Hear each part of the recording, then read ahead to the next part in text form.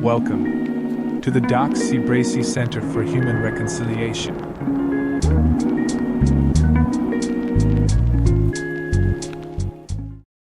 Paul Bracy is going to be starting us off tonight. Paul, take it away. Good evening, and welcome to the Doc C. Bracy Center for Human Reconciliation's Let's Talk series. My name is Paul Bracy, and I'm the founder and president of the center. Tonight's focus is community engagement, activism, organizing, and what's in between. And it's a timely, important conversation given the state of our society today. The goal of activism or advocacy is to influence social, political, economic, and environmental transformation to transform society for what it is seen to be the greater good. For us here at the center, the greater good is our shared vision, which is that the United States is a country where all children are valued, have equal access to health, happiness, education, personal freedom, and economic security, and that all institutions conduct their business in a manner to ensure the human rights of every child. Tonight, I am honored to present a panel of activists. Though their focuses vary, they all share a commitment to transforming society to achieve the greater good for all.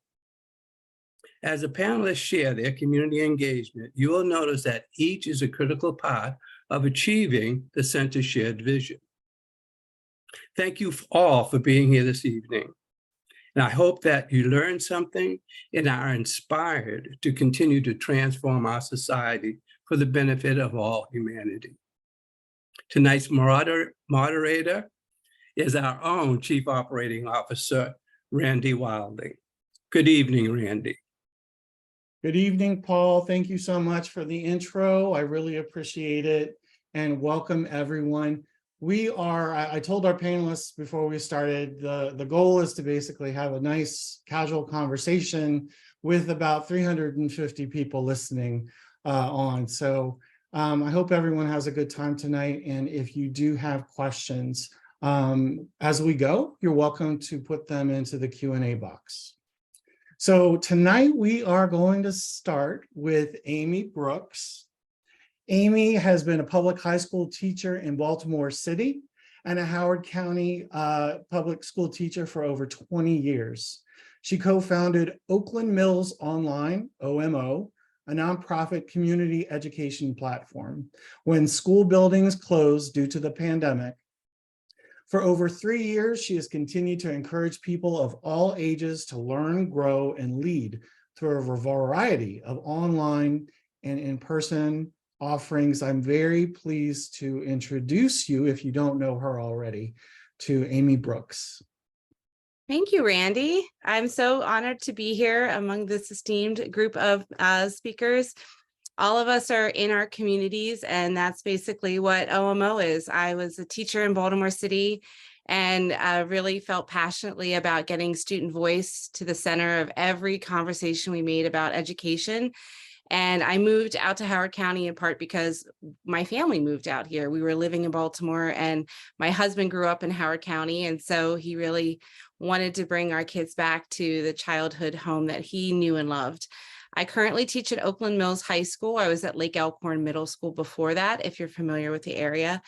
And I did take a break to work with people on writing their books and working with a variety of different organizations to amplify, especially women's voices.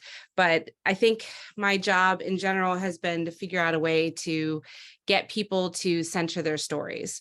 And so what happened was we had this global pandemic and Howard County Public Schools said, teachers, do not email your students, do not have any communication. And my form of protest was to start this nonprofit organization. The very first weekend, we started, school buildings closed March 14th. And then by the 16th, we were up and running with programming starting at 8 a.m. with morning journaling, going all the way through the evening with book clubs. And throughout the day, we had via Zoom, which I had been using with international writing clients for years. So even though Zoom was new to a lot of people, it was pretty familiar to me at that point. And I knew how it could bridge the gap and make people feel a sense of connection that I think a lot of folks were skeptical about, but I wasn't. I cried on Zoom meetings with people and felt warm, real interpersonal affinity, even though there are lots of people I never actually met in real life or in 3D or in person.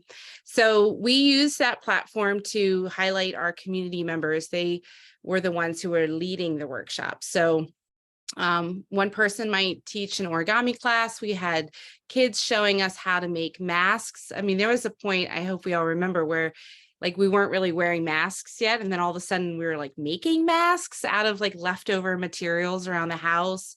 And we would have doctors come on to talk about COVID, of course, but also a lot of kids missed out on puberty ed. So we'd have folks come on and offer those things. During the course of the first year or two, we read the entire Harry Potter series. Kids would dress up, read different characters, play Harry Potter games, and then read subsequent books like The Cursed Child and have other reunion events. So now it's been years. And one thing that I really think I've noticed is we're not doing all the online things because we're back together in person. Schools and other systems like our library, Parks and Rec have picked up the engagement aspect that a lot of people were craving when we were stuck at home. So we had to evolve too. And I think it's important when you're running a nonprofit, I'm sure everybody on the panel has this experience, what you start out doing to serve your community is not necessarily what you'll continue to do. Over time, you're going to assess if you're actually meeting the needs, if you need to pivot, expand, contract. And so we have contracted our online and we have expanded our in-person. And now that I'm back in the school building, we've taken the umbrella of OMO and extended it into Howard County school system. And we now have an official partnership with the school system for the Scorpion Speaker Series. That is something that I had started right before the building's closed. And the speaker series is actually when we have local people from the community come into our school building for think about like short TED Talks. And they would meet with groups of like 4 different classes will come in at a time into our media center. So it was more intimate than an assembly. And for about a half hour during each lunch period, actually, we would cycle in about 80 to 90 students, and the speakers would share. Well, that was actually one of the first things that we took to OMO. That was part of why we started, was because we had some women who were in elected positions, and they were going to be talking about the role of women in the government. And so they said, sure, we'll come on Zoom. And they started mentoring some of the students that showed up to those Zoom sessions. So it was a really awesome transition because people were willing to make that shift. To this day, we have Oakland Mills online supporting the Scorpion Speaker Series, and we hope to expand it to other schools. We've also been approved for a podcast version, but as with many nonprofits, it's hard to get the manpower to do all of the things all of the time. So we're still in a position to pursue that. The Howard County Library System has also been a wonderful organization. They've had their programming on with us. And what we've noticed is that when you have the flexibility, like all of us, I won't speak for everybody, but what we had was a lot of flexibility because we were a nimble organization. And so we would do things and experiment and it would be successful. And then the library system would say, all right, we're going to institutionalize that and make that part of our regular programming. So for years now, we've had Spanish class that has been attended by people of all ages, and we've far exceeded the boundaries of Oakland Mills. So we say OMO, but we're thinking, all of Howard County, all of Maryland. We have people on a regular basis coming from other states and even other countries to our book clubs and public forums.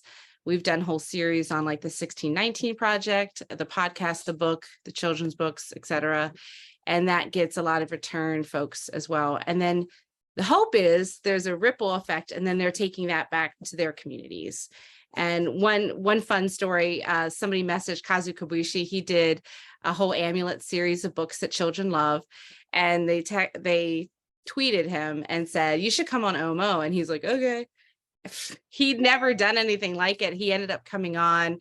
We had maxed out our attendees. Whole families were gathered around the screen, and it was great. We said 20 minutes. He ended up staying for like an hour, and he had different cameras and was showing the kids how he drew. He just redid all the Harry Potter book covers, and it was amazing because that was wonderful.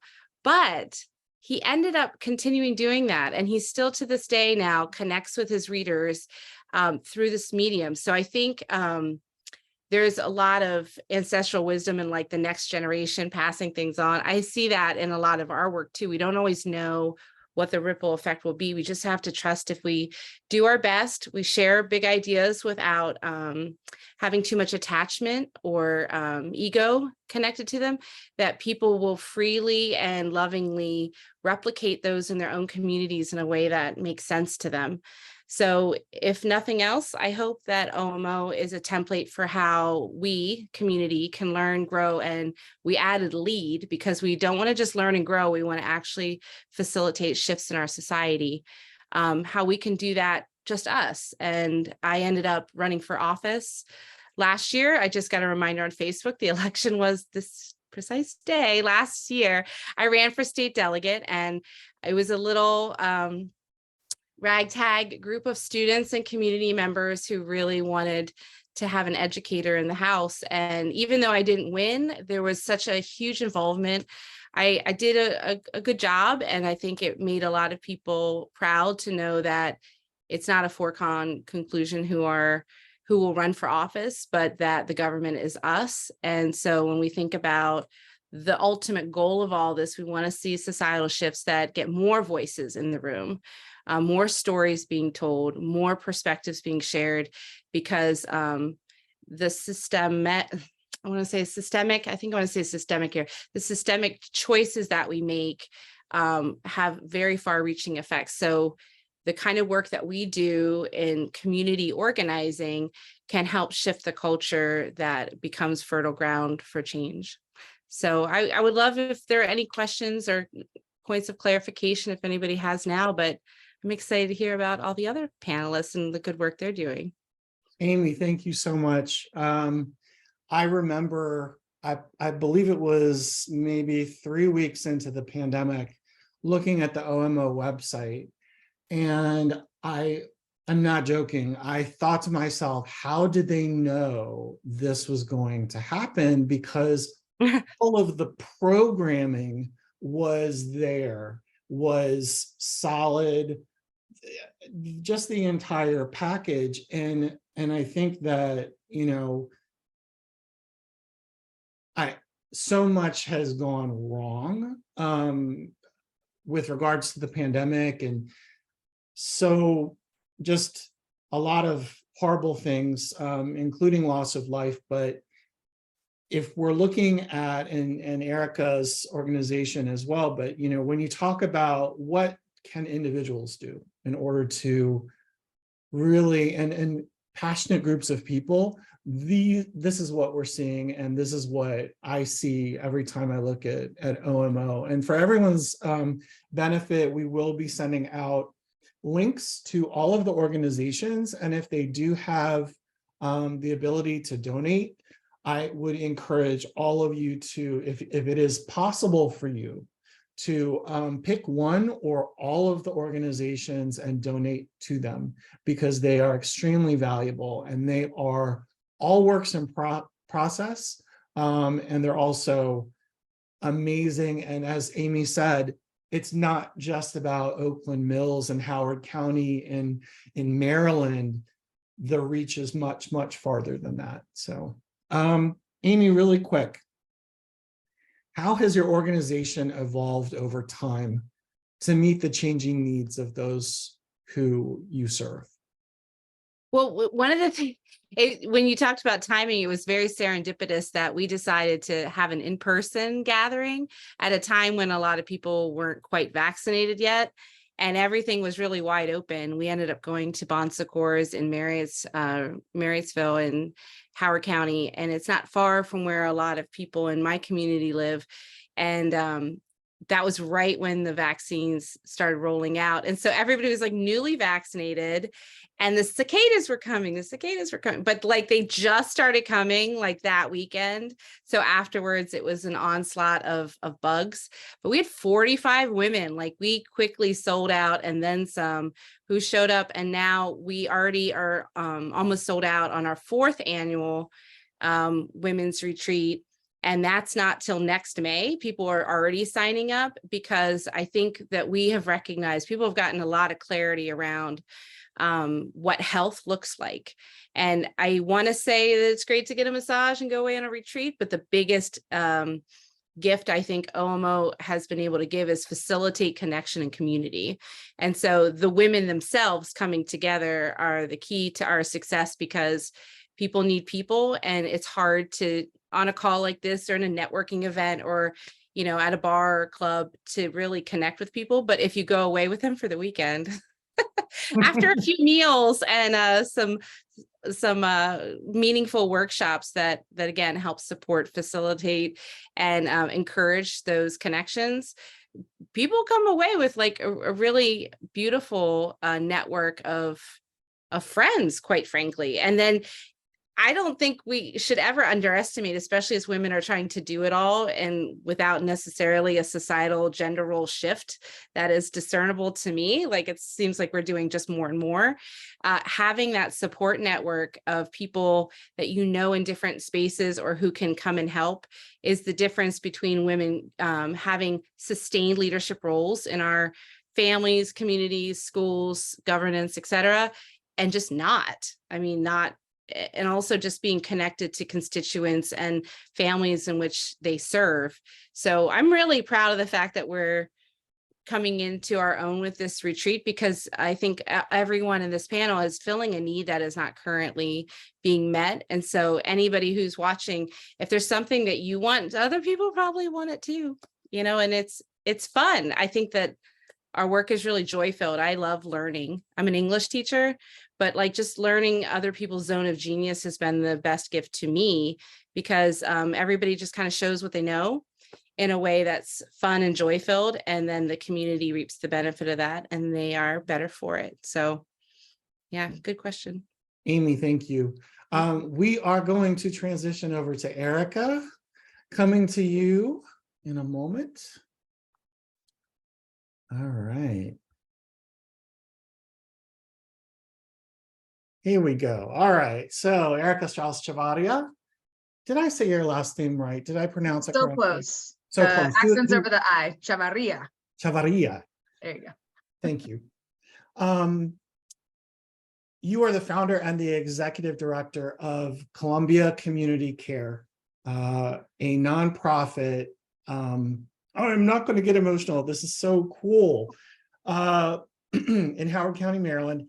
Erica is originally from Albuquerque, New Mexico. She obtained a BS in political science and Latin American studies from the University of Pittsburgh in 2004, and went on to obtain her master's degree in international law and human rights from the United Nations University for Peace in Costa Rica. I'm going to read 2 more sentences, then I'm going to skip down because I want to, because everybody's so amazing. After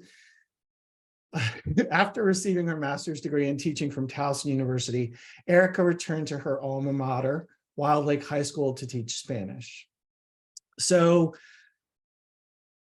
tell us about yourself, tell us about your path and how Columbia Community Care came to be, please. Sure. First of all, thank you so much for having me. I am very honored to be here tonight and among, as Amy described, just a distinguished panel of amazing people. So I, as was mentioned, I am from Albuquerque, New Mexico. I had a very huge influence on my life and the type of person that I grew up to be. And I decided after a long journey through not really knowing what I wanted to do, thinking I wanted to be in law, going back to my high school that I graduated from, Wild Lake, and teaching Spanish. And I think one of the most important parts of teaching is the community that you build with your students and their families. And I cared about that much more than I cared about the content. Not that content isn't important, but it's really more about building those strong bonds with your students and their families, understanding their needs, and providing a safe space where young people can just be their true authentic selves and feel that trust. And so because I really put a lot of focus on that relationship building in my classroom and among the community, when the pandemic hit, my students were sharing their fears about what was going to happen to them. Many of them worked full-time jobs, or not full-time, part-time jobs to help contribute to their family's expenses. Many of them, the only meals that they would get were the ones at school. And a lot of my students and their families were going through a lot of obstacles and hardships and facing the inequities that we know exist in this county, in Howard County. And so when they started sharing with me about their fears, I knew, you know what, although COVID is not the cause of the injustices and inequities that we see in terms of poverty, hunger, racism, et cetera, it certainly exacerbated it. And so I just sprung into action and I said, we got to do something. And so I just posted something on Facebook about a week before the schools shut down. And I said, if the schools do shut down, is anyone willing to help me gather donations for our students and their families? And folks that I had been, and that had already been doing the work of community organizing and activism and advocacy on the ground, a lot of those folks did reply and say, absolutely.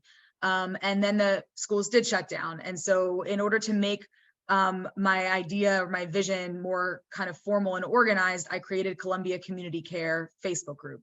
And I named it Columbia Community Care because with my students, we talk a lot about self-care, but my roots in New Mexico and just my journey through life shows that that community care is part of self-care and self-care is part of community care. So if one in our community is unwell, then all of us are unwell. And that is something that I've always believed in foundationally. And so I named it Columbia Community Care, and people just started, we scouted out to see where the highest needs were at the schools. They were giving away, still doing lunches outside, but we said, you know what, as long as students and their families are traveling that far for one lunch, let's supplement or augment what the school system is providing and also provide groceries. So we set everything up at 5 different schools across the county, across Howard County, where we saw the most need, the most students coming to get the lunches. And we just started gathering donations and distributing donations anywhere from, I remember the hot ticket item at that point was toilet paper and paper towels, all the way to fresh fruits and vegetables. We wanted to make sure that we eliminated any obstacles to access. So we were really, and as we were going, we really, I think the saying is build the plane as you fly it. We really were doing that by listening to our community, making sure that we had translators at all of our sites so that families could come and feel dignified and be able to communicate their needs. We wanted to ensure that we were providing culturally responsive food items and other items. And we set everything up like a grocery store. So it wasn't pre-made boxes. You come, you shop like as if you were at the grocery store. So again, translators, we provided as many culturally responsive foods as we possibly could. We started early on linking up with farms to make sure that we were providing fresh fruits and vegetables because we want to ensure that people are still eating healthy and providing healthy foods. And then we also started working with a variety of restaurants that were really facing, possible closures. And we were able, with donations, to purchase meals, hot and delicious, diverse cuisine meals, and donate those meals to those who were standing in line waiting to get their groceries. And so we were able to support local restaurants and keep them and help support to keep them open, while at the same time also providing just amazing, delicious hot meals for those who were waiting in line and for their families. I think what Columbia Community Care did was it really exposed the needs that so many of us know exist in the county. There's a tendency to kind of hide. We're the best this and we're the best that, but we have extreme pockets of poverty. In fact, 25% of households in Howard County are living just above the poverty line and therefore don't qualify for social services. And because we don't ask for identification or proof of need, and that was also something we decided on day one, no identification, no proof of need, no applications. If you show up, then we provide what you are asking. You take what you need, and that's still what we do now. You know, and so it exposed the needs of the county and the real inequities that exist here. But I think, as one of our biggest supporters, Debbie Nix, always says, it also exposed the power of community and the power of love. And she always says love in action, and Columbia Community Care is love in action. And I really think that that's the truth. This organization would not exist with the incredible generosity of community members who have donated their time, have donated their money, have donated their wisdom. You know, it really was this idea of mutual aid. I don't have this, but you have this, and I need this, and let's barter and exchange. It got back to the, you know, the original indigenous roots of existence, and how we can all really pull together as a community. And if we're not being provided with what we need from the government or from anyone else, we do it for ourselves. And I think that that's what Columbia Community Care did and does still. And since then, we've grown to a full-blown 501c3 nonprofit. I'm now the full-time director. I made the heartbreaking decision to leave teaching and continue on this journey, because I hope that we're going to be able to create transformational change and provide in different ways for the young people of our county, and that I can still be around our young people, but in a different way. We still have our hunger relief operation working. We're at 3 different sites across the county on Saturday mornings from 10 to 12 or until everything runs out. And then we also, as we did in the very beginning as well, we're still continuing to this day, a free delivery service. So another obstacle in Howard County is transportation. So we want to, again, eliminate any obstacles. So transportation, if you don't have transportation or you can't get to our sites for whatever reason, we offer free delivery service, and we have incredible volunteers and pantry supervisors and our lead volunteers, and everyone who has been on this journey since day one still does this work for free. I mean, they're not being paid to do this. They just do this out of the kindness of their hearts. And so we have a free delivery service where shoppers go to our headquarters. Again, everything's set up like a grocery store. They collect the order of the family that has ordered the delivery, and then they take it to the home. And I think that one of the things that's important for Columbia Community Care, and something that is important to me, is really, you know, while we're addressing the hunger that exists now today, we're also working towards systemic change. And so we've created also we have 4 pillars. And we may be doing a little bit of a rebranding, but right now we have 4 pillars: liberation, education, health and healing, purpose pathways, and essential resources.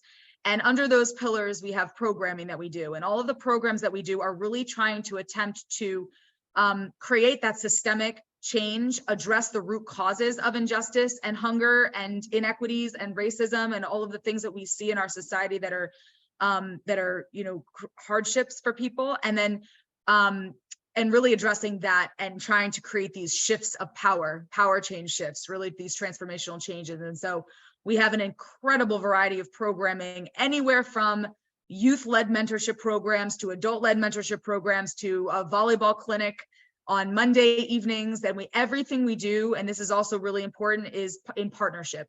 So we're not reinventing the wheel. If I hear somebody say, I have this program or I have this idea, and it matches with our vision and our values and our mission, we collaborate and we partner and we move forward. And I think it's really just broadened the access and availability of resources and availability of really power shift changing avenues for so many of our community members. And I love to hear new ideas. And again, everything is in partnership. So if I hear somebody say, hey, I have this great idea, and we can be the sponsor of the program or host the program, that's what we do.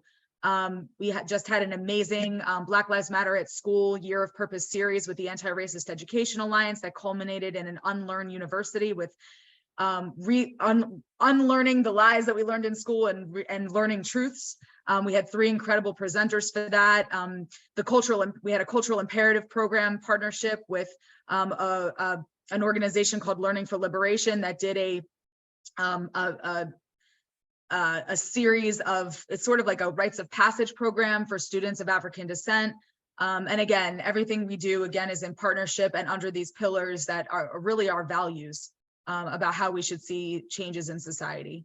And so I'm so grateful and honored to be in this work with community, and just to see the heart and soul of what Howard County can be through Columbia Community Care. Erica, thank you so much. I'm a huge fan. I just like for Amy, I wish I could rewind the clock and be your student again, because I can only imagine what that would be like, and also I think the empowerment, the self-empowerment, is a piece that we are seeing with both. Well, we see it with all of our panelists, but specifically those that work with the young kids. So what is, I just want to ask you one question. What is, you talked about the 4 pillars, you talked about really partnering with other organizations. What do you see as being the next step for Columbia Community Care? That's a really good question. Our biggest vision, I mean, our goal right now and the vision we have moving forward is to open a community center, and to ensure that young people in our community and their families have a safe place to come where they can be affirmed, receive, have access to programs and services, and a place where nonprofit organizations can also collaborate together, because space is a huge problem for a lot of nonprofits in our community. And just a place of healing and joy and love and care, where we can continue the path of, to continue our journey forward. And so that is the next dream of Columbia Community Care, is to continue on that, to hopefully open a community center. Columbia Community Care Peace and Justice Center is the name that I've had in my head for many, many years. But that's the next goal. And really, I think, possibly, we're doing a little bit of rethinking and rebranding around how we show up in communities. So there's a lot more to come down the road. I can't reveal everything because everything's not decided, but we are thinking about how do we make sure that we are, that those who are most affected and those that we are working with that their voices are centered. We want to ensure that those who are most affected by the injustices that we see are always the voices that are centered. And so we want to be really intentional around that. And really, I think we want to ensure that the 2 main mentorship programs that we have are wildly successful and get the support and the funding they need to continue for the next 20 plus years. The PUSH program and Stand HOCO are the two mentorship programs that we have going, both programs that have been developed by other amazing people that Columbia Community Care is now sponsoring. So all of those things are hopefully in our future, and I hope we get the support needed to do it. That's amazing. Erica, thank you. And I can't wait for you to answer some of the questions. I would also, for all of our panelists, I would like you to take a look at the Q&A. We have our questions from our audience, our attendees, and you can just go ahead and kind of take a look and see what questions. We also have some other questions that came in advance of our event. So thank you all for that. Erica, I'm going to go over to Dr. Grant, Troy Spencer Grant, right now. All right.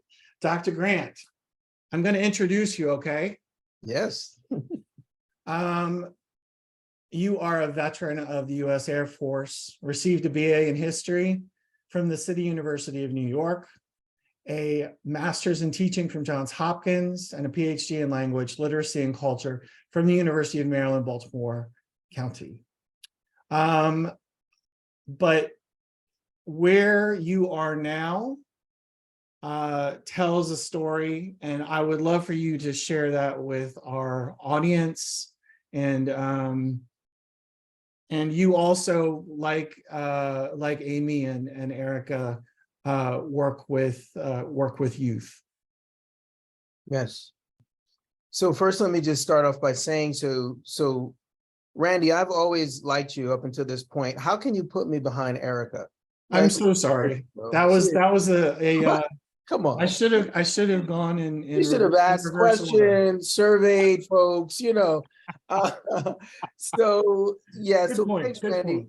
Yeah, no, thank you for this. And let me say that one of the things that's encouraging is that both people that went before me, both Amy and Erica, are both educators, and their initiatives were inspired during COVID, as was mine, right? And I'm an educator as well, a full-time educator.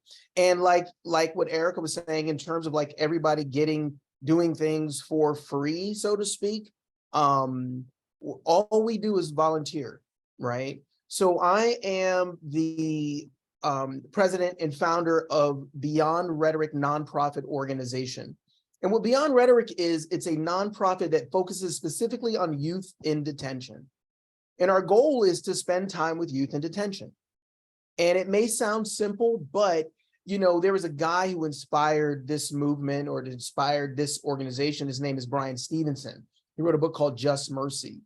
And what he said is that we have to get proximate to people in need, wrap our arms around them, and affirm their humanity and dignity. And the simplicity yet profundity of that statement, to me, is what really encouraged Beyond Rhetoric. When we go into detention centers, we do not preach to the youth. We don't tell them what they should do and should not do. We don't lecture them, because the truth is they don't really want to hear from us anyway, right? I have 2 teenage sons, they don't listen to me. And so it's really what we do, right? It's really the example and the proximity and how they feel when they walk away from us. So our goal is to go into detention centers, right? Because there are several detention centers in the state of Maryland, and spend time with these youth in a way that makes them feel like we have our arms wrapped around them, like they're not forgotten, right? I often quote the African proverb that we all know, the one that says it takes a village to raise a child, but the African proverb that really inspires me are the ones that says, you know, if the child does not feel embraced by the village, he'll burn it down to feel its warmth. And that burning it down piece is what we're against. We know that a lot of youth that are in detention these days are there because they don't feel the warmth of the community. And so what we want to do is be part of that warmth. So when we go in and we spend time with them, that's what we do. You know, when I engage people, I ask them simply, hey, what's your thing? These aren't the youth, these are adults outside of detention. What's your thing? What fires you up? And can you do that for 1 hour a week with youth in detention? It's really what makes our nonprofit unique in the state of Maryland. We're not only a nonprofit, we're also a public charity, according to the IRS, 509A2, and 501c3, of course, is a nonprofit. We're unique in that we don't bring a pre-packaged program to the detention centers. No, what we bring are people who have unique abilities, and we say, hey, can you do that with the youth in detention?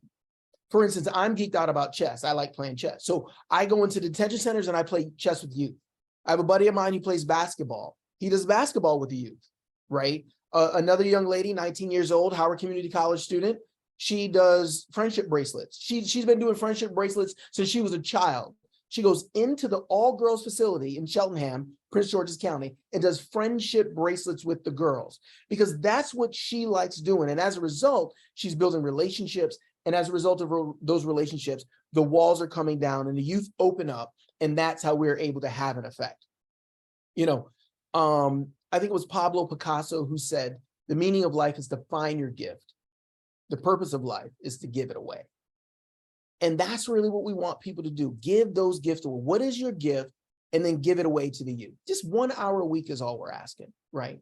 So like I said, we had a basketball program. We have one that's at Cheltenham in Prince George's County. We have a chess program that's in 3 or 4 facilities in the state of Maryland. We have the friendship bracelets, as I shared with you, the all-girls facility. We have a fatherhood program that's out of Baltimore City.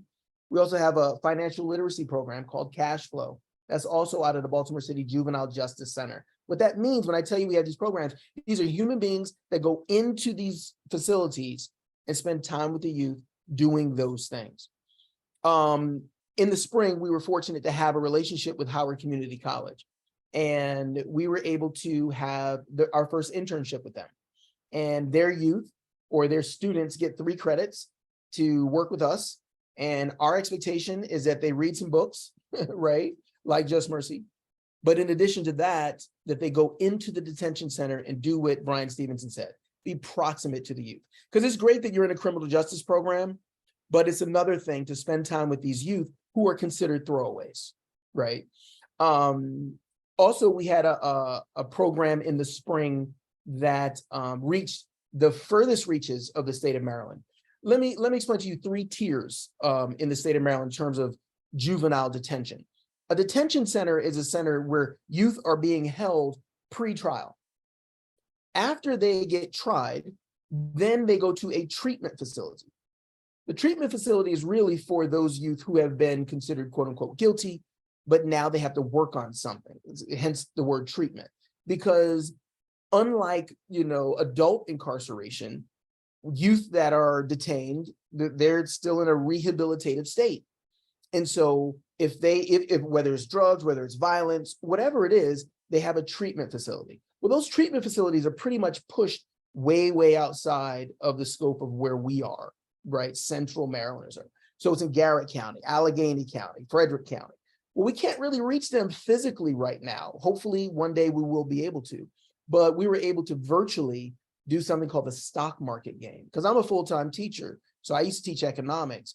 And through our relationship with the Maryland Economic, Council, we were able to get free memberships or subscriptions for those youth out there to actually play the stock market game using virtual money, understanding the stock market. So the concept of community, let me switch to that real quick. What is community? Well, it really is what you decide that it is. It can be very small, it can be large. For some people it's geographic, for some people it's, not geographic at all. Some people it's, the type of people, right?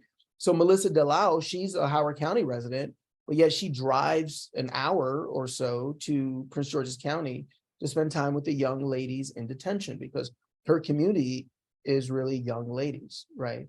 There are folks that go all the way to Baltimore City because their community are the young men. And so I don't know what your community is or what defines community for you, but I'm hoping that you can see that youth are part of that community, because they really are, for lack of a better term, the future. So what we're looking for donations. Yes, please donate. Volunteers, partnerships and fundraising, of course. We're looking for people to fill in the gaps. Last year I learned something from our vice president. His name is Khalees Hall, great guy. Hope you meet him one day. We sat down with a guy, and the guy was asking us all these questions. The guy's an oncologist, and he's like, I can write you a check right now, $10,000, right? And he's going on and going on. And then he's basically ripping apart our company. You should be doing this. You should be doing that. You should be doing that. And I remember, I was taking it all in. And Khalees stopped him and said, okay, you've got a lot, we know there's a lot we can do as an all volunteer and nonprofit organization. However, what can you give back to Beyond Rhetoric? And the guy was silent. And so that really helps me a lot, like kind of envision the type of folks we really want to interact with. Last year, we had a guy named Robert Holder, right? Who's an amazing guy. He came up to us and he said, hey, I'm not good with youth, probably. I wouldn't be able to do what you all do, but I can help in other ways. He gave a donation, and then he asked, can he write grants for us? And that is what he is doing for us, right? Once again, for free. Last year, we had Jeffrey Owens, a guy from The Cosby Show, Elvin and The Cosby Show, from The Cosby Show. He said, I can give you my talent. I'll give you 90 minutes of Shakespeare. And so we had a program last year where we had him come to the Reginald F. Lewis Museum of African American History and Culture and give his 90 minutes of Shakespeare. And he said, you can take all the donations from that, because he was working out his solo performance with Shakespeare.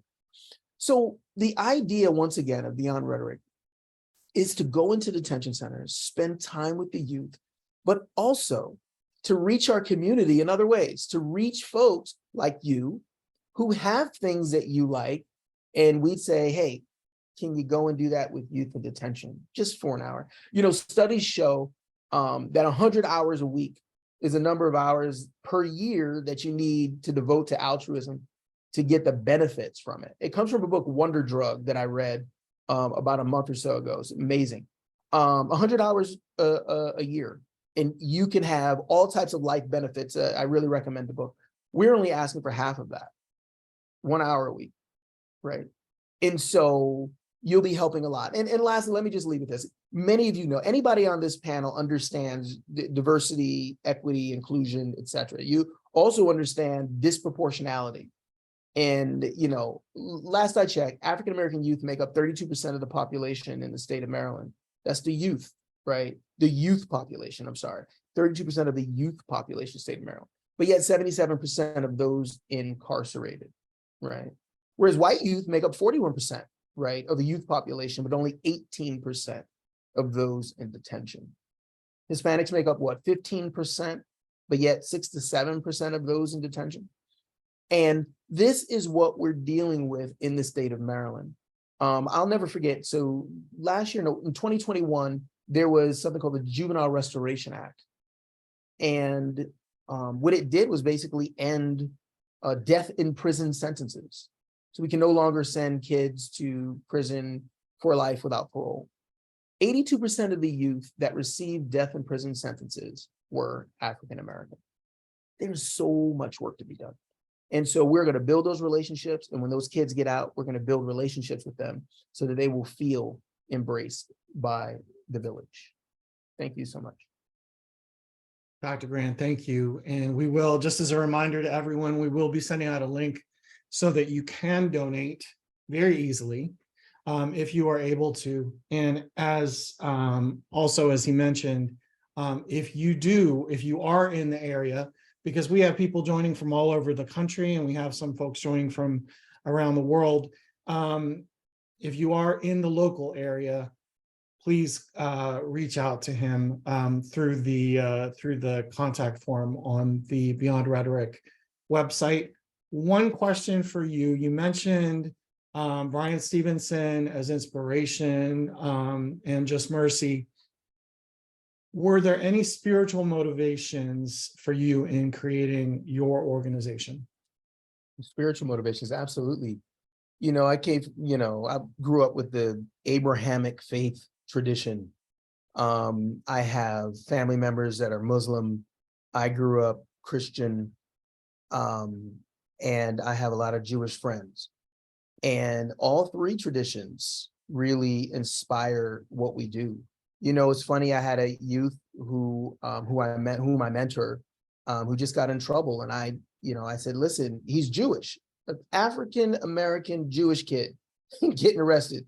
And so I said, yo, dude, hey, you need to read the book of Job, because he was complaining about all the bad things that were happening to him. I said, you really need to spend some time with the book of Job.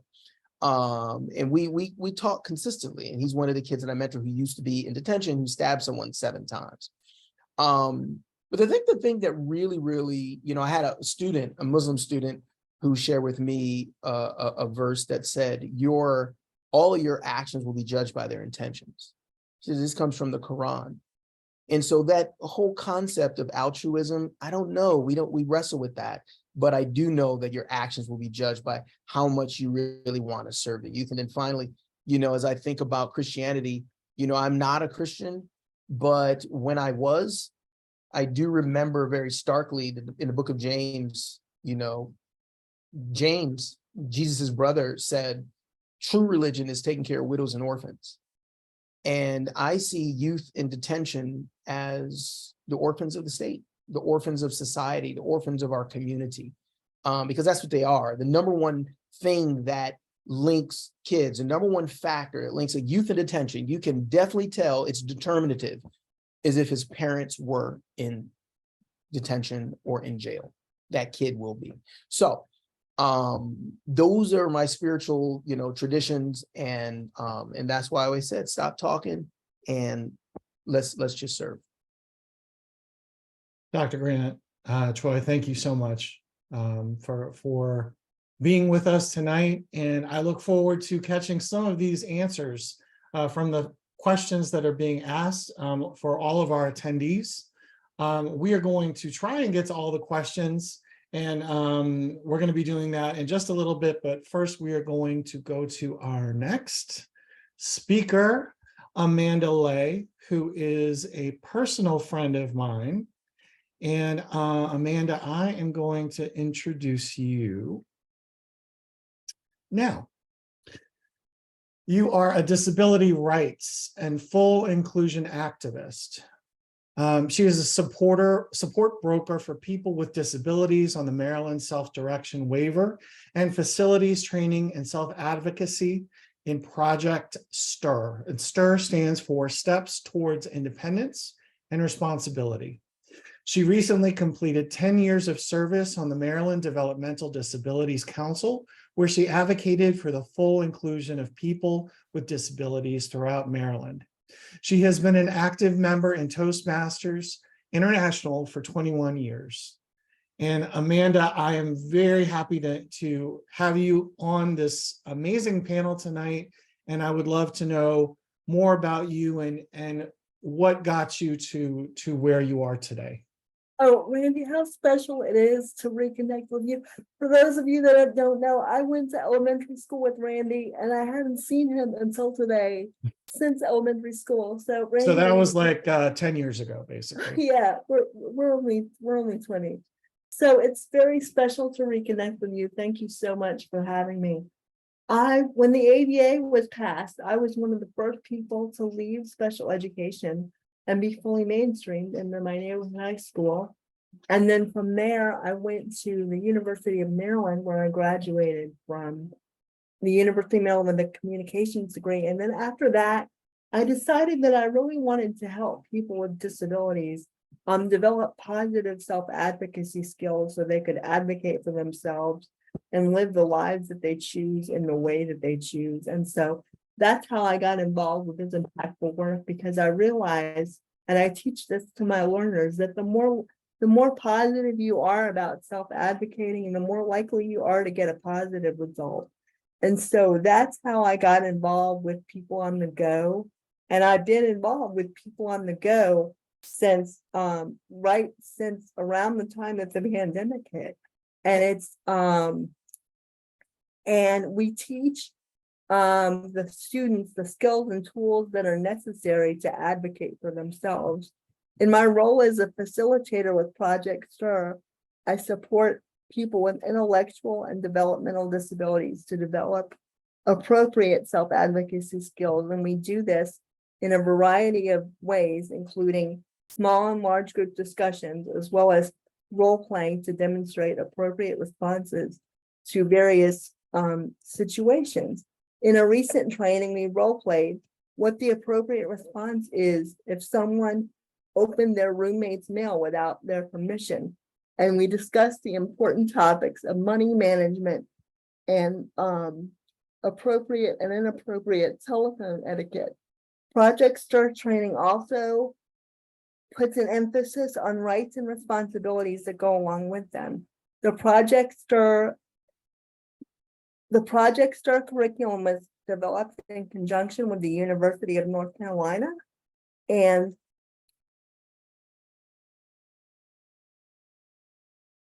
the nationally known self-advocacy training is offered by various organizations and throughout the United States and internationally, and it impacts and changes people's lives. I recently had a learner say that he never knew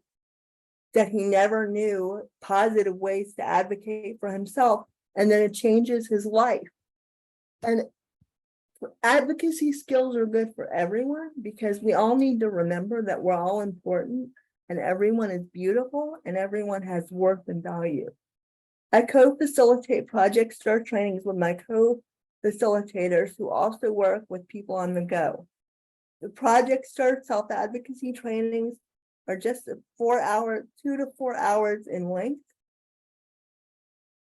And you get self-advocates have the opportunity to participate in Developmental Disabilities Day at the Legislature in Annapolis in February, where they have the opportunity to meet with their legislators and advocate for the issues that are important in their lives. People with On the Go recently advocated for a wage increase for caregivers who are the direct support professionals who are wonderfully committed and dedicated to supporting them and living the lives of their choosing in the communities of their choosing with the people of their choosing. People on the Go is thankful for the continuing support of the Center for the Developmental Disabilities at Kennedy Krieger Institute and for our partners at the Maryland Developmental Disabilities Coalition. Thank you so much for the gift of your time.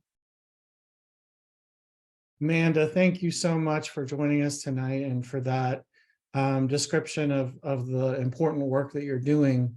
One question that I had, we talked about knowing each other in elementary school, and one of the things that I would like to know, and I've seen, you've seen these changes, you have been in the forefront and leading the changes with regards to the ADA. And one of the things that I would like to know is there something that hasn't happened yet, or that you personally would like to see more of, both, you either from legislation or from a physical, these are the things that we actually need? Wow.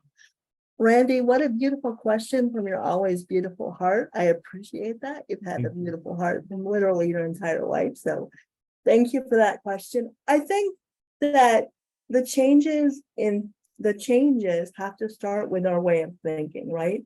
So we have to, people with disabilities, they look different than we do. They may do things differently than we do. They may go about things in a different way, but they're still the same in heart. And so when we think about accommodating for and including people with disabilities in various things, we have to presume that everybody is competent and capable and deserving of an open door and an opportunity. That's excellent. Thank you so much, Amanda. We're going to be coming back to Amanda in the Q&A section, and next we're going to go to Cleone Mainville. I am very excited to move. We're going to do a slight virtual move from the great state of Maryland to the amazing state of Massachusetts. Cleone is the owner and founder of Inspired Outcome, a consulting business that focuses on time management, productivity, and equity. She is also the founder of a nonprofit called DICE, Diversity Inclusion for Community Empowerment. DICE is a network of individuals committed to advocating for systemic solutions where 100% of education and government decisions are made through an equity lens. I would love for you to tell us more about DICE and more of what led you to who you are today and where you are today. Sure. Thank you again for inviting me and including me on this panel discussion. It's been a while since I've been in this forum. I am actually foreign born from Jamaica, West Indies. I migrated here at 11 and a half years old. Jamaica is a predominantly Black country, and I ended up migrating to New York City in a very diverse space. Then a few years later, went off to high school, which was very segregated. 99% of the population there was Black, and then went off to college, where for the first time I was in a very white space. So being in these very segregated worlds did impact how I saw the world, how I showed up in the world. And the more advanced I became in my career, the more segregated and more white my world was. got married and ended up in Massachusetts. And when my husband and I decided to start a family, we were thinking about what kind of community that we wanted to raise our children in, and decided that we wanted a very diverse place, but the diverse spaces were not always resource rich. And so we said, you know, we decided to go to a more resource rich place, but had very little diversity, and then had our 2 children. And for the beginning years of their lives, they were often the only person of color in spaces. As time go on, our community started to get more and more diverse. We finally get really excited and realize like, oh, we don't have to choose. We can have a resource rich place and also a diverse space. And it was through, you know, becoming a mother, becoming a parent, and living in this community where I realized like all this time, I've been robbed of a really rich experience. You know, my white counterparts were not very different. We really became very close friends and united around this one goal about raising really good human being and being, you know, mothers to these children. As our community starts to get diverse, no one's talking about it. Nobody's reflecting on the diversity, what was happening. And when adults don't talk about it, the children do, right? And so what was happening was that as my children's classroom was getting more diverse, and children were being curious and asking questions, the questions went from curiosity to just straightful, hurtful, and racist. And so by the time specifically my son arrived in 4th grade, we were really trying to teach them how to counteract these observations that were from, you know, at first curious around skin color, hair type, and all of those things, to becoming more racist, really equipping them on how to continue to be in this community and not see it as adversarial, right? Really trying to educate them on how to counteract these things and giving them the tools on how to respond. By the time my son got to 4th grade and I was giving him yet another tool, he was exhausted. He was tired, and he was like, nope, no more tools, no more strategies. Please take care of the environment that I am in.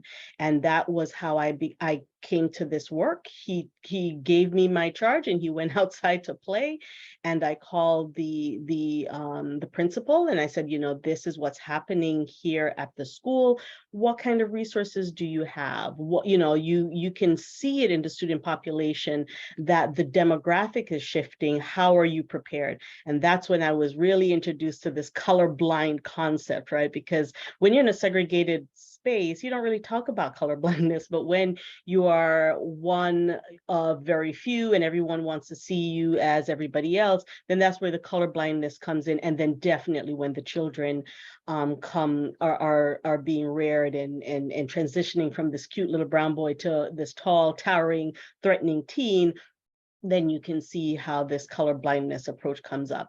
And so as I'm trying to figure out how do I help my community address what is this beautiful thing that is being seen as a threat, I then was introduced to Paul Bracy, and he kind of gave a language around this work, around approaching it through love, right? Versus, you know, kind of coming in hard and blame and shame kind of thing, where that can naturally happen when you want to protect your children.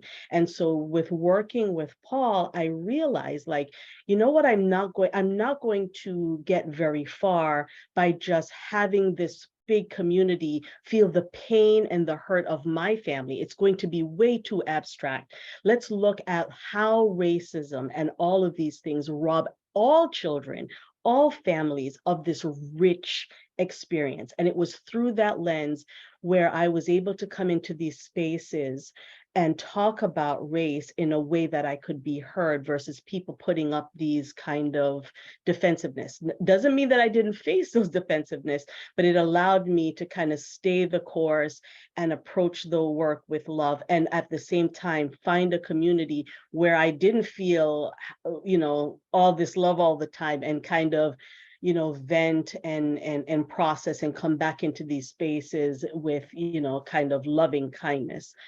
So that is really how I started this work. I wanted to also not just share the experience of DICE and it being an abstract thing. I did want to leave you all with some very clear tools and strategies, because what I have found, and just the way I work, I don't necessarily, it doesn't make my heart sing when I address an incident or an issue. I am very much attracted to systematic changes. And so through my work and my personal experience, as well as working and having formal and informal mentors, there are some very specific strategies that I'd like to share. So thank you, Randy, for bringing up that slide deck. So one of the things that you'll see here, there are 6 principles, right? And when we started, when I had the vision around DICE, I was also risk aversive, right? Because here it is, I live in a community where a lot of the people here have grown up here, they've raised their family. So I was considered an outsider, and I did not want to come in as I'm criticizing this lovely community, because it is not perfect, but it is a lovely community. But I knew that we would be missing out on the opportunity to embrace this change.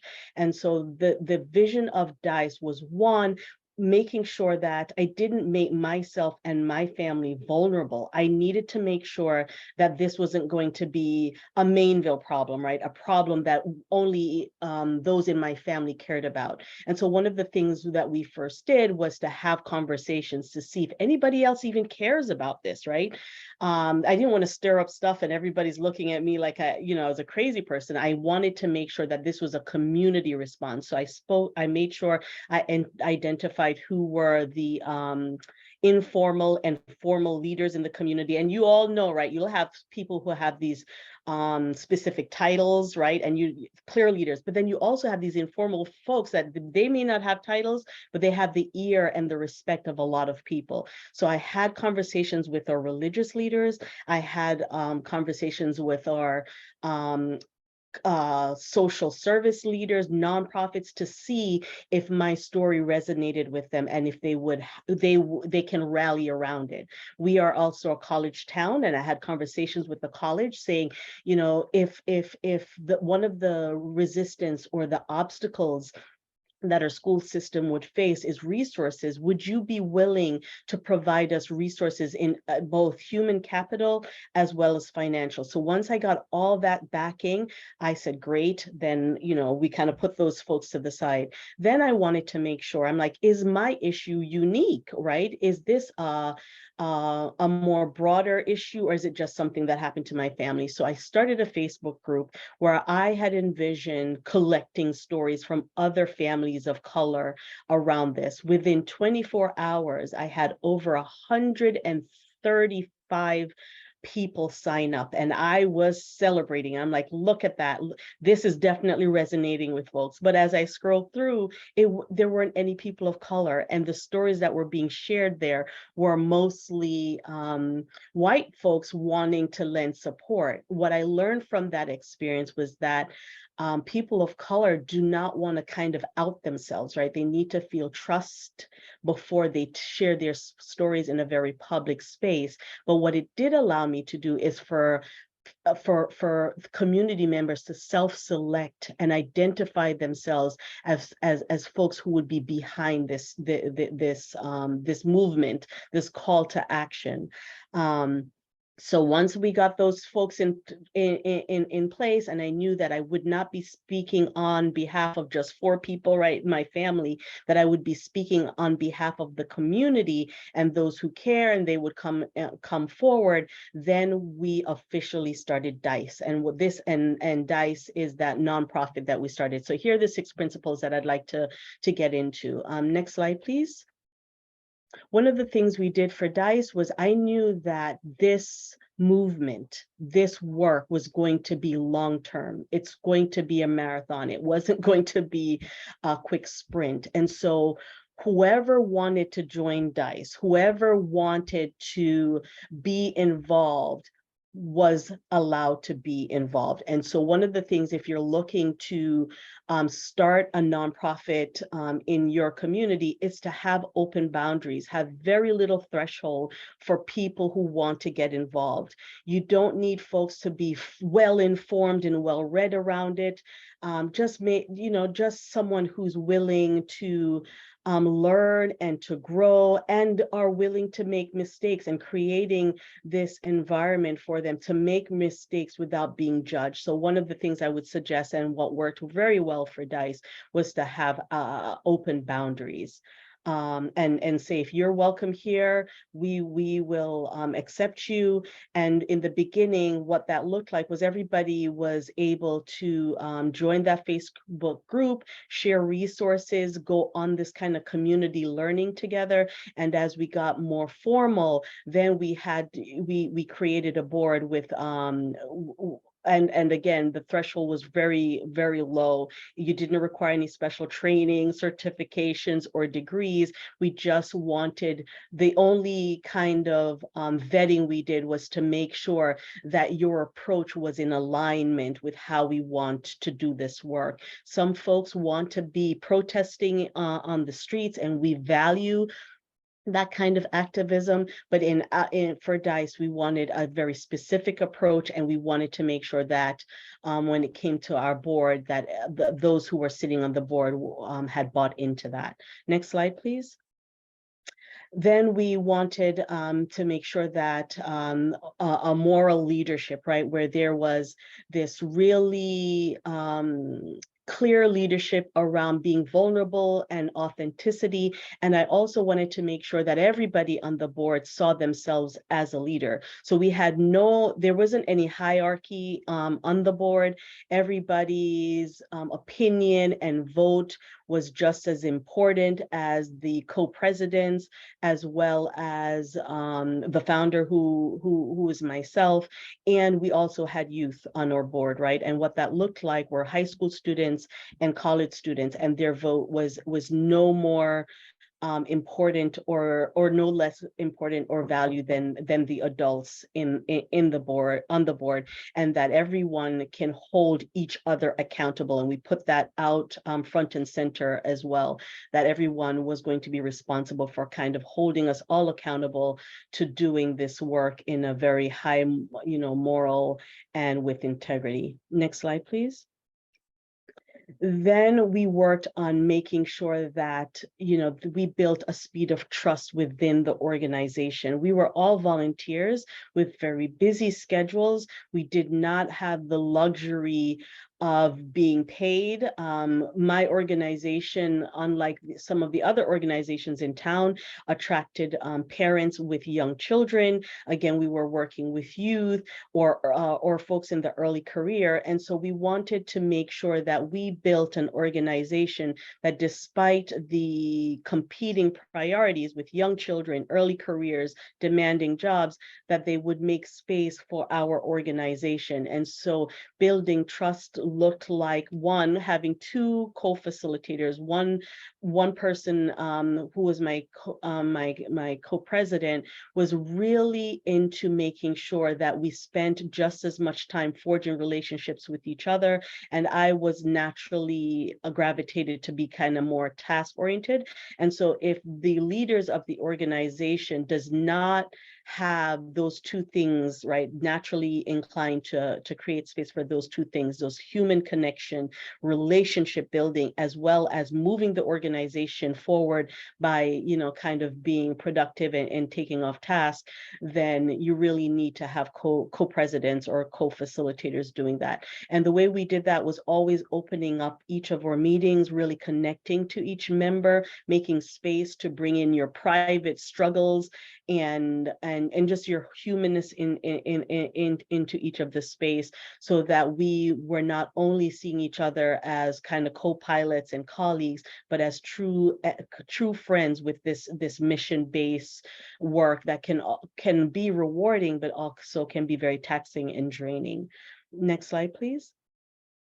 This goes into balancing commitments. We created a structure that was very flexible, having multiple roles that folks can take on. We had projects that were very time specific, short, bites of commitments that people can jump in and jump on off of.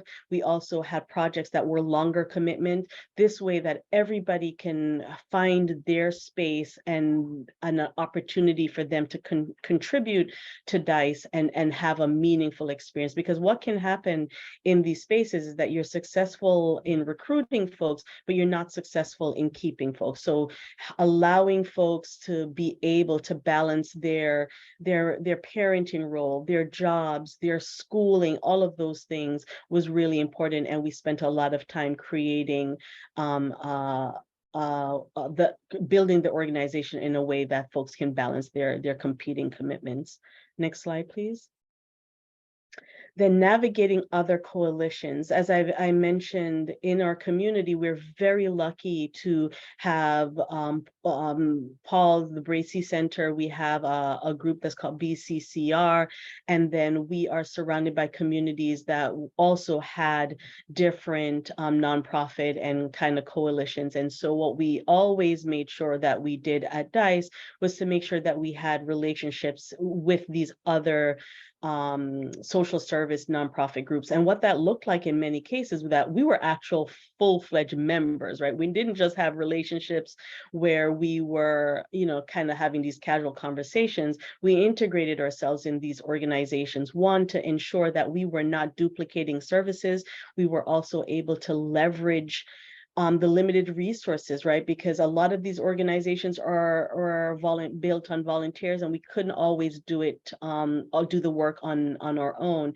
And understanding that this is going to be a marathon and multi-year project, it was really helpful to kind of partner with these organizations and leverage the resources.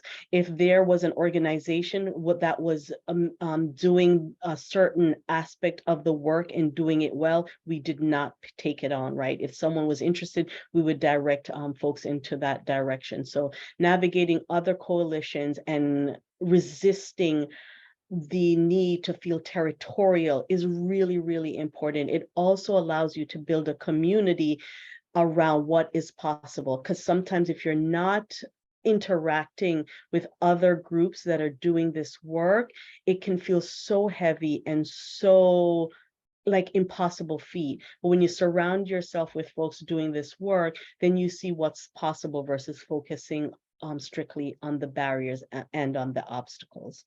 Next slide, please. And this is really important, especially when you're doing this work. We really try to focus on the solutions. Yes, of course, you want to identify the problems, but don't stay there. Don't sit in it. Then quickly move your organization and your team of volunteers into solutions. Solution-driven conversation and dialogue generates this energy and excitement that can keep you going. I cannot tell you how often that I hear folks saying, how is it that you're still in it for so long? How is it that you still are positive and energized by it? And it is because you kind of want to focus not only yourself on an individual personal basis on solution, but you also want to focus your team on solutions. It really primes the brain to kind of sit in a different space, to be really creative and strategy driven, right? It brings in energy versus kind of drain the energy away from you. And so that's another strategy that I picked up from my mentors, and we also adopted in DICE. Next slide, please, if there is one. All right, next slide. So so as you're doing these things, there's certain things that can naturally create barriers as facilitators or the founder or creators of these groups. And one of those things is communication. It is really important to communicate with your members, especially between meetings, right? And so what we did was find multiple communication chains to communicate with our members between meetings, because if you're meeting monthly or bi-weekly, it is really easy to lose sight of the work that needs to be done, especially when you have competing priorities. And so we found a platform where members can connect in between the meetings. For us, Slack worked really, really well. For others, it might be email, or for others, it's just having more frequent meetings. Because we were working with students and demographic of folks that could not meet frequently, finding a communication channel that was easy and almost a little bit fun to use was really important. And for us, this Slack. Since then, there's other communication tools that folks can use, but I encourage you to make communication in between meetings really important. Next slide, please. And Randy, if I'm going over, please stop. I'm happy to just kind of give this slide deck to folks for them to go through. So I've lost track of time already. I think that, do you know how much more is on this one? No. Because I Okay, can't see. how about we do this? If you are willing to send, I'm certainly willing to send a link with You can whatever share the you would link. like to include Mhm. to anyone who is listening. And if you would like to kind of maybe summarize what else is in here, we can send that as a post-event follow-up to this for this evening.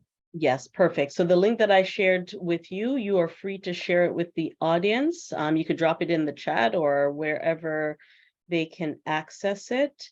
But let's see here. Yeah, there's a lot. I will stop right there. Okay, no problem at all. What's next for DICE? So in what happened with DICE actually is one of the focus that we did was that not only did we focus our activism on external things, we also made sure we did it on internal things.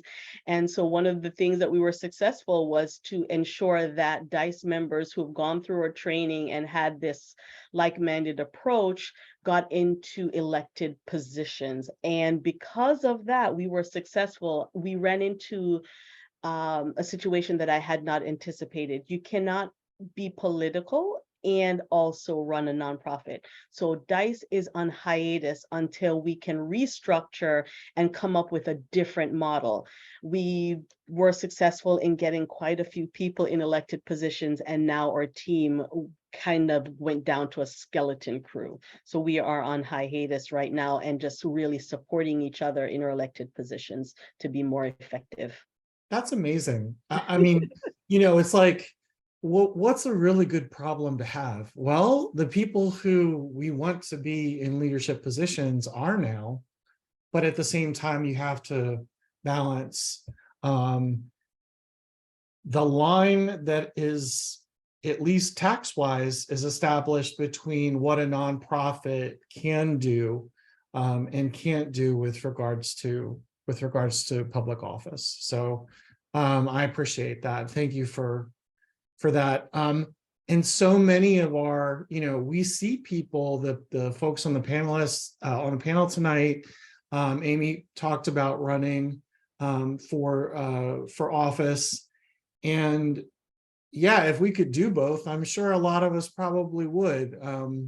So I thank you so much for your presentation and for your willingness to show everybody the process that you went through and really the foundation of the organization, what it's built on, because it's not just for people who live in Maryland or Massachusetts.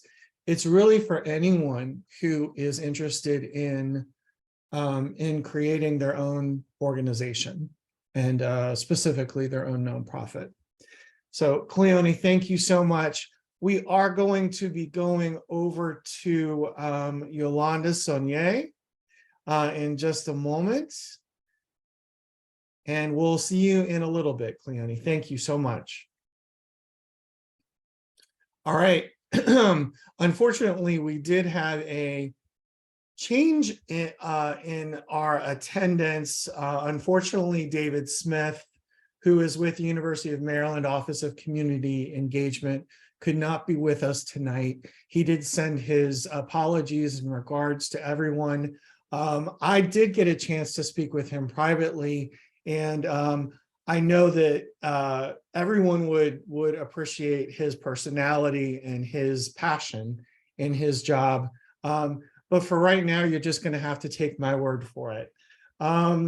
So Yolanda, before joining Howard County government, Yolanda previously practiced law for 21 years and served as a consultant, trainer, and advisor on diversity, equity, and inclusion, retention, organizational change, and human and civil rights matters. I am not going to read your extensive resume, but I will say that you have received several accolades along with some of our other panelists for her professional and community involvement, including being named one of the Daily Record's top 100 women in Maryland. Yolanda, thank you so much for joining us this evening. I know you have back-to-back events throughout the day and throughout the evenings. Thank you for taking time to be with us tonight. Thank you, Randy, and thank you to Doc Bracy for inviting me and allowing me the opportunity to speak today. I appreciate being here because this is a very important conversation. And you've heard from all the presenters before about all the amazing work they're doing. And sometimes it's difficult to be the last speaker, but I accept the challenge, Randy, and being the last speaker. I don't know, equity in the last name, go in alphabetical order, but it is my pleasure to be here. One of the things that I will share, I am the administrator for the Office of Human Rights and Equity, and just to give you the perspective for what the office is doing, but then also how I kind of got here in the office. And so the office investigates complaints of discrimination. And when I started in this role, the office was doing really good at investigating those complaints of discrimination that came in. Our investigative team was on top of that. But what we weren't doing well was community engagement.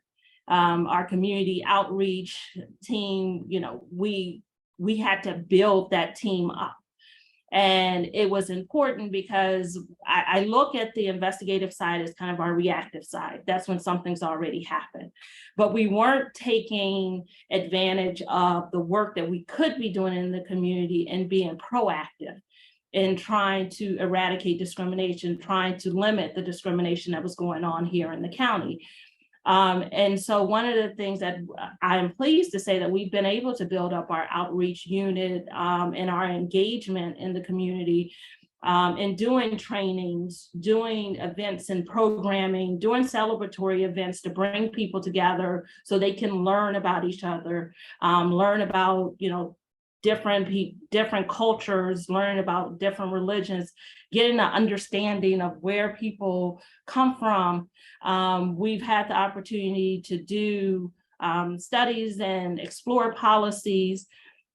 And our newer unit is our equity unit, which we changed the name of the office about 3 years ago to add equity. So we could make sure that we were focusing on equity, that we were exploring the inequities that were happening in county government, which then trickle down into our communities.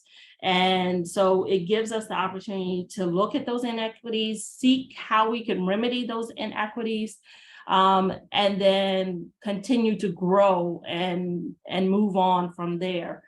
The other thing that I would say that our office has been able to do in the past few years is that we have 5 commissions that fall underneath the office that are able to engage and advocate for different communities. So we do have the LGBTQIA+ commission. We have the La Alianza Latina Commission, the AAPI, the Asian American Pacific Islander Commission, and then we have 2 other ones, the Human Rights Commission and the Martin Luther King Holiday Commission.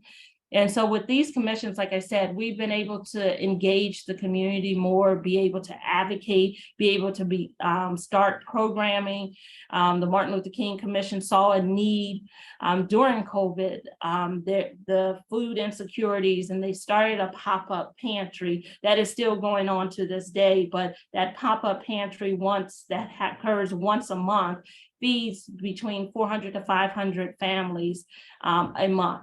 And they took on that charge because they saw the need. We were able to, help and guide and provide assistance with that endeavor. One of the things that I would say, and I was sitting here listening to each of our amazing speakers, and usually when I speak, I tell people that how activism may look for me doesn't look the same for everyone. So everyone has a place in being an activist, advocating for needs and resources.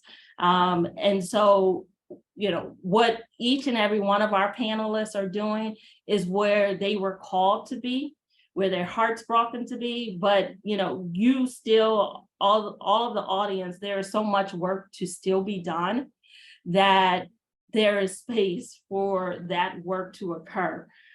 You mentioned, Randy, at the beginning that I was a practicing attorney for 21 years before I took this role. And I loved being able to be in the courtroom and advocate for each of my individual clients. And it became a progression over time because I was impacting that one client. But then I started seeing how through other work, and one of the practice areas that I worked in was child welfare. I represented children in abuse and neglect cases. And so through my advocacy, things that as their counsel, I shouldn't have had to advocate for, basic needs that a child may need while they are in foster care, in a placement, I found myself having to do that.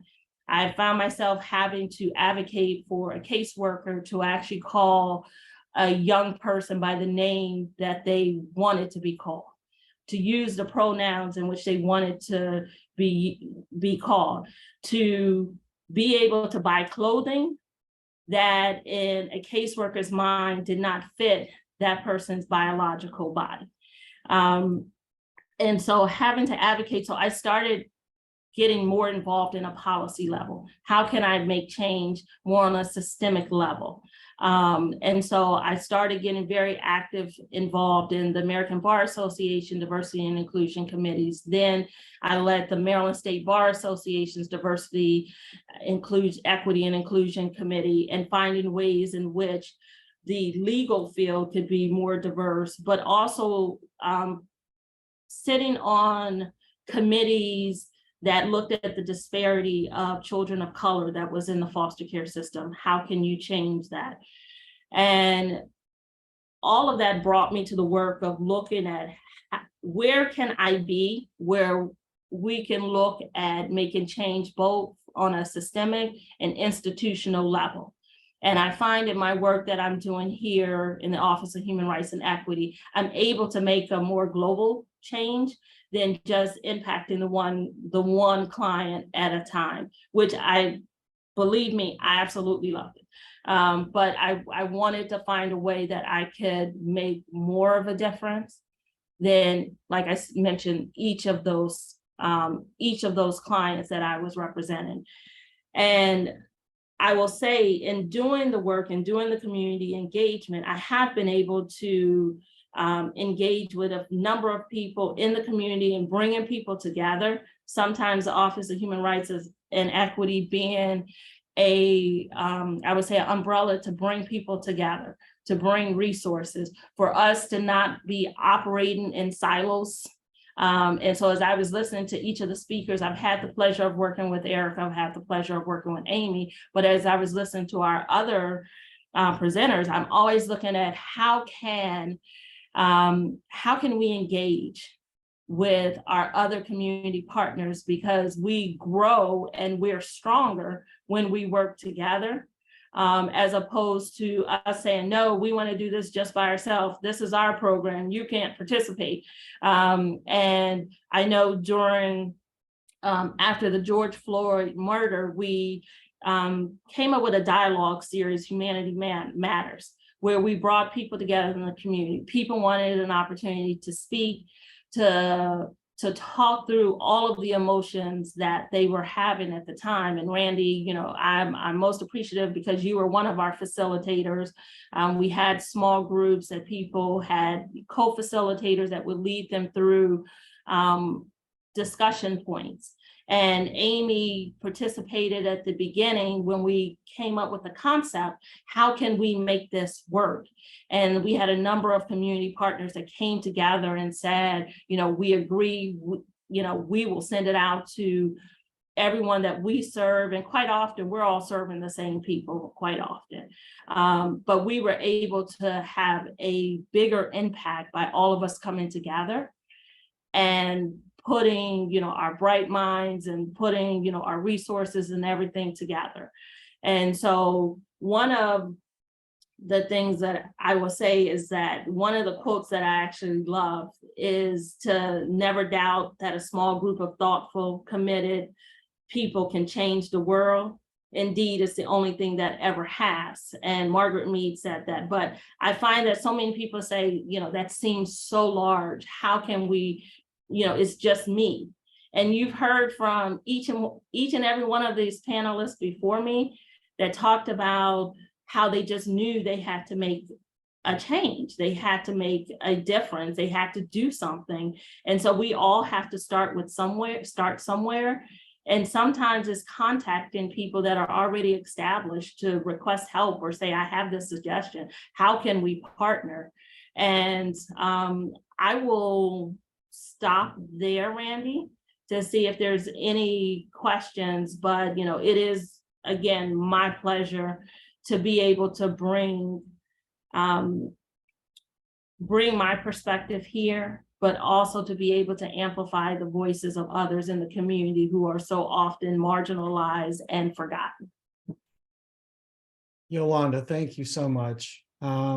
I am now going to ask all of our panelists to please come back onto camera when you can. And we're going to get through some of the questions. We're going to answer some of the questions that either we received in advance or some of the ones that we got live during this event.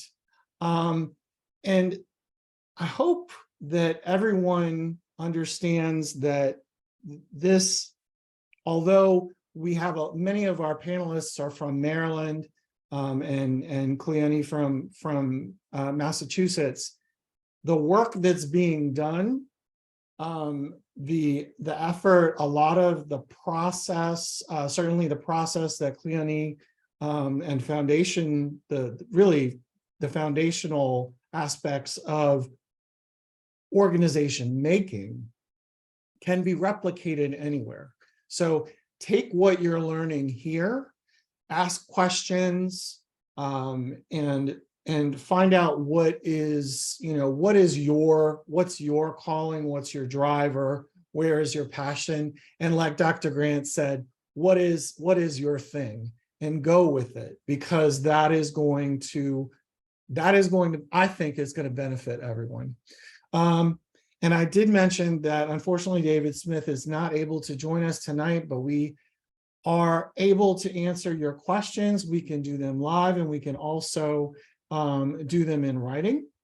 I will take one that we received in advance, and for any of our panelists, you can chime in if you feel the need to answer the question.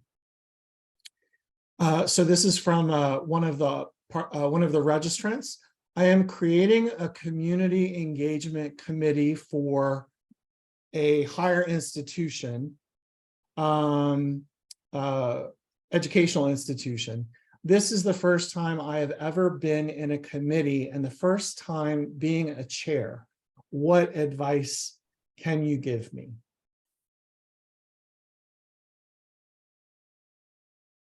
And Yolanda's not mute. Oh, wait, go ahead. Yes, I was about to say that I would start with defining what you hope to achieve with that community engagement group. And because I think sometimes you get lost in there's so much we can do. And I think if you start with what is our goal, what is our purpose, and then figure out how do you get there. But I think that is a loaded question. We could probably be here for an hour on. And one of the other things I would suggest is to also get mentors, get people who have done the work, talk with them and get their advice as well, to see, what other information. But I would say make your meetings meaningful. Don't have people just meet to meet, because you're going to lose the people who are really enthused to do the work. Thank you, Yolanda. Yes, Amy. I was going to reference back to what Troy was talking about with Brian Stevenson and getting proximity to the people you'll be serving. I've had the most success, and I teach Just Mercy. It's one of my favorite anchor texts. But the idea of I've had the most success when I've gone to whoever is going to be in my workshop or audience or beneficiary of some outreach and just talk to them, or actually listened. So kind of get to know them a little bit better, because I am always pleasantly surprised at the insights folks are willing to share, even with a stranger, one, and then two, it guides all my next steps. And then three, you have like a built-in supportive audience. And that's always great as a teacher when you're leading professional development. If you meet with the teachers that you're going to have to be working with, or in your case, it might be faculty, staff, and students, then those people will be more receptive to whatever you have to say later, because they'll feel like you took the time to get to know them. Thank you, Just, Amy. Troy. just to follow up on Oh, I'm what sorry. Amy and Yolanda said, this is Amanda. I would say that it's important sometimes when you're a chair of a committee, because I've been chair of several committees in my work in the past. Sometimes when you're chair of a committee, everybody has wonderful ideas, right? But you get in this rut of hearing from the same people about the same things all the time. And it's important to draw the people out who may be quieter or who may be reluctant to contribute, because everybody's ideas are important and have value. And everybody brings something beautiful to the table that can add to the beauty of the entire picture. And so it's important that we give them a chance to contribute, and we make sure that their voices are heard and their contributions are equally as valued. Amanda, thank you. Dr. Grant, please. Yeah, sure. So I want to piggyback off of what has already been said, but especially that last comment by Amanda. I think it's very key to query the people who are on the committee and get their institutional knowledge about what they think, right? So I agree 100% what Yolanda said in terms of like, you've got to have an orientation of what you want, right? And what your objectives are, but also find out, kind of like in the vein of Amanda, what do they want, right? What are the challenges that they've seen over time? And I'm just going to assume that you haven't been there as long as, let's say, a lot of the folks that are on the committee. That's just an assumption, right? I may be wrong, but some of those voices who've seen the same thing over and over again, and who might be able to steer you in the right direction. And not only that, but it helps people feel like they're actually making a contribution, right? And there's actually something happening. So please query those folks, find out from them, what do they think the direction of this committee should go in, and I'm sure you'll meet with lots of success. Thank you, Troy. Cleone. And I wanted to piggyback off of all those statements by just giving some practical things to do. So to what Amanda said is making space for everyone to participate. And what that looks like is having, if you're doing a Zoom, inviting folks to speak in chat or verbally, right? So that you'll get the introverts and the extroverts. And even making it known that if you have thoughts and ideas that come in after the meeting, this is how we can communicate. But when you open up your meeting, giving folks multiple ways to share their ideas and putting out those different processing styles without judgment, right? And giving permission for folks to show up in that way. And when it comes to really understanding what people want to get out of these organizations, one of the things that we did was that we had like a specific, like a onboarding with specific questions. And one of the questions that we always asked was, okay, we understand, we asked what the skills and what you want to contribute, but what would success feel like for you? What would need to happen? What would you need to see? How do you want to feel? And if we felt that we can give that in, we were like, yes, we can fill that cup for you.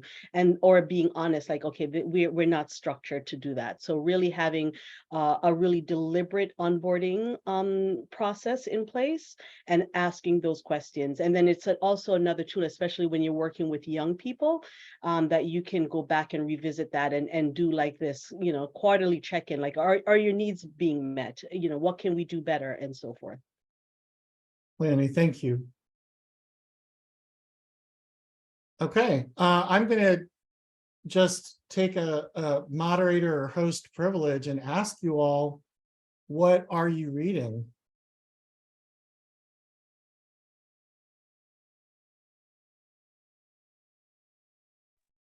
Okay, I can start. So I'm reading I'm rereading The Short and Tragic Life of Robert Peace. Probably one of the most powerful books I've ever read, about a young kid from New Jersey who was smart enough to get into Yale and who was charismatic enough to have somebody write him a check to go to Yale, but who was a product of his environment, and he could not escape it. His dad was in jail and he could not escape the psychological torment. And so you can tell from the title of the book, it doesn't end well. But just to go down the path is, and just to reread, I'm rereading it for our newsletter, our nonprofit's newsletter. So that's a really powerful one. And then for fun, I'm reading Agatha Christie, and trying to get through Les Mis. It's too big though. It's too big. So. Thank you, Troy. Amy.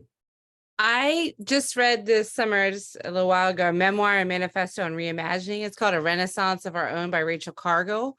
So if can you see? Oh, thank you. Yeah. And then what I'm reading now for my book club is called Madame Restell, The Life, Death, and Resurrection of Old New York's Most Famous, Fearless, and Infamous Abortionist. And man, it is fascinating, the history, like what Eric was talking about, unlearning. Like, we have a lot of heroes and heroines that we just don't even know about, and her advocacy for women's reproductive rights was just phenomenal. So that both of them are nonfiction. I'm usually a fiction person, and I don't want to tell you all the fun summer fiction I'm reading. I'm going to be very academic for this response. Would anyone else like to go? I would love to go, Randy. I am currently rereading. I read this in college during my time at Maryland, but I am currently rereading The Working Poor by David K. Shipley. And if you've never read it, I would certainly recommend it. It talks about the problem and the challenges faced by people who are in poverty in this country. And it was eye-opening to me to read it again, because as both a advocacy training facilitator and a support broker for people with disabilities, when I'm wearing my hat as a support broker for people with disabilities, I am serving some of the people with the greatest needs in our state that are on the Medicaid waiver.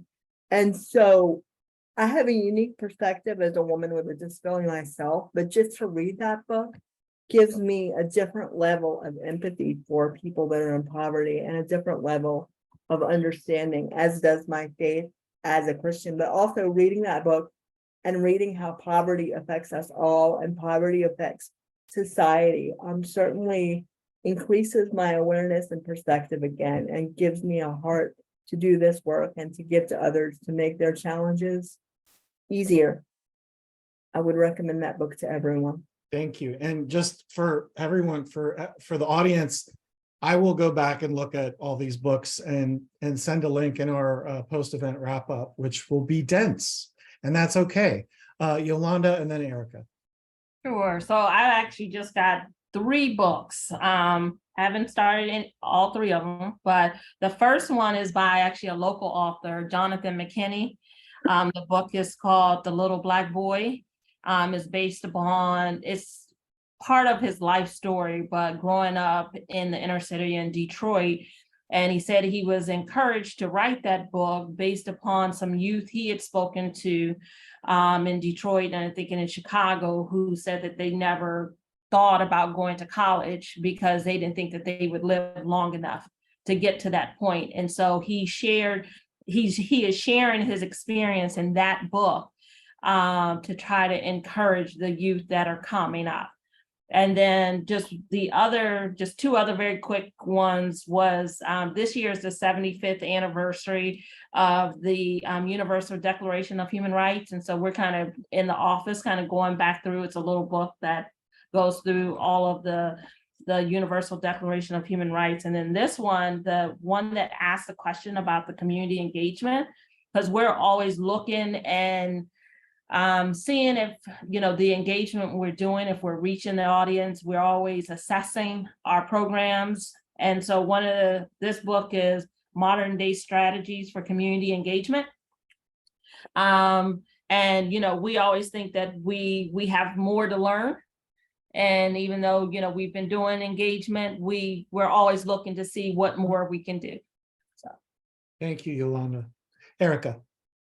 I was going to mention the Jonathan McKinney's book as well, so I'm glad you did that. I'm getting my copy, so I'm excited about it.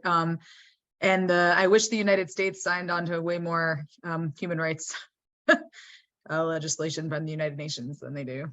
But anyway, I am not reading any books right now, which like, as you asked that question, I'm like, oh my gosh, that's really sad. So now my goal is to finish my summer to actually like pick up a book and read it. I have an entire bookshelf of like at least 70 books that have been sitting there waiting to be read. So I'm excited, but I have read, I'm on another organization, on the board of an organization called Racial Justice Now that started in Ohio and now is in the DMV area. And the mission is specifically to dismantle anti-Black racism within education. And they just came out with a white paper with the Wayfinder Foundation. And I have read this recently, but if anyone's interested, it's called Dismantling the Pre-School to Prison Pipeline Through Black Literacy and Education for Transformation, Recommendations for School Leaders, Parents, and Policymakers. So it's a white paper. You can find it on Racial Justice Now's website. Incredibly informative, and they are doing tours explaining the paper as well. But that is the reading I have done recently. So I'm going to move on to books. You're doing your homework. Thank you. And I will also ask our panelists if they have any specific resources that they would like to get in the hands of the 326 people that we had registered tonight. You can send, we don't have to talk about it right now, but you can send them to me and I'll put them in the post-event wrap-up. So really quick, because we only have 6 more minutes. One question that we got in advance was, within each of these types of engagements, how do we ensure the voices of marginalized folks are being centered? Also, how do we work together?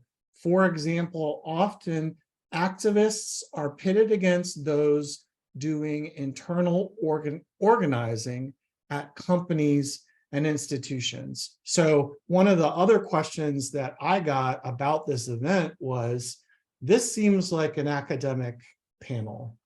Are you going to be covering actual community organizing? And I think that also the tone is similar in its questioning of this nonprofit. Also, I think nonprofit versus corporate or organizational or government efforts. Erica, did you want to go? Yeah, I would love Okay. to. So I understand, I can kind of resonate with that. I know that sometimes when it's feeling so academic based, there's not that real like on the grounds feel when these discussions are had. But I think everyone on the panel tonight is doing real community activism and real organizing on the ground level. And I think, you know, I'm thinking back to when I was a teacher, and one of the things that I had to make a decision about was, first of all, I made the choice to wake up every day and say, I may get fired, right? And I had to sit down with my family and say, there's things that I'm going to be doing because I refuse to participate in any harm to students, even if it's policy, and I will fight back against anything that harms students. And so I had to make that decision early on in my career about how far I'm willing to fight and if I'm willing to get fired for it, because I knew that I would be doing things that were controversial and putting myself at risk, but the risk to the students is so much greater, right? And so that was a decision I made early on to ensure that the work that I was doing, I'm talking about lessons, organizing with students, teaching, exposing students to the power movements of the past and how young people were at the center of that. And I think the exposure piece is how, you know, when in that work I was doing with students in classroom settings and beyond, right, like school and beyond, it was about the exposure piece and saying, look, these are the things that people have been fighting for so long. And the leaders of these movements were young people. And so just that exposure where young people are like, oh, wow, like we have power, right? And exposing young people to that power and saying, not to empower, because that's, I don't like that term. It's really about opening the eyes to the power they have already.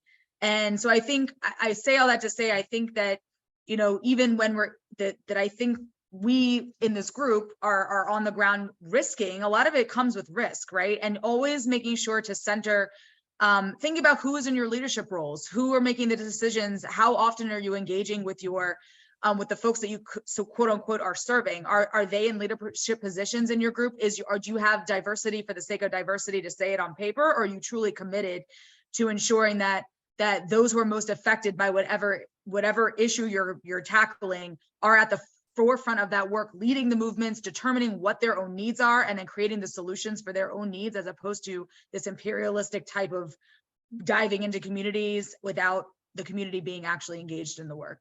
So it's a long roundabout answer, but I do understand the perception of academia versus on the ground. We've got another minute. Does anyone else want to cover that one? I think you nailed Erica it. did a fantastic job. Yeah. I'm good. Thank you, Erica. So it is 8:58. I knew these 2 hours were going to fly by because I knew who I was talking to. And I am very excited that this is going to be a resource that people, not just in Maryland or Massachusetts, but all over the country and the world, will be able to come back and visit. The resources, when we post the recording of this webinar, we will also post the follow-up resources, the post-event resources. So the books that we talked about, the PowerPoint or the slides that Cleone shared about creating change and creating an organization. I did want to tell everybody, we did book our Q4, so our October 18th Let's Talk.